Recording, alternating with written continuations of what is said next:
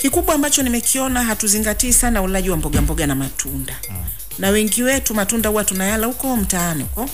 Sasa vyote tuvijumuishe katika wanasema pale kipindi ambacho tunafuturu. Tuzingatie yale makundi ya vyakula, lakini tule kwa kiasi kidogo. Tunywe maji ya kutosha, tuangalia hali ya hewa iliyokuwepo sasa hivi. Angalau hata kama unalala basi yale maji yachukua yakae nayo pembeni usiku uweze kunywa maji mengi. Pia itakusaidia kwa sababu unajua mwili pia kama hauna maji ya kutosha unachosha figo. Sababu hata mkojo pia unakuwa ni mchafu.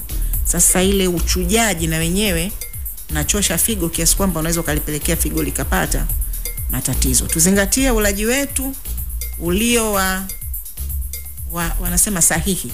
Tule tu tusijaze tumbo. Wewe usemi tuzingatie tunachokila.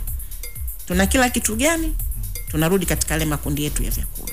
Hebu tusiangalie kwamba ulaji ni kula maharage, kumbe kuna fiwi, kuna njugu mawe, kuna kunde, mbaazi na kadhalika. Lakini kumbe kuna magimbi, sawa.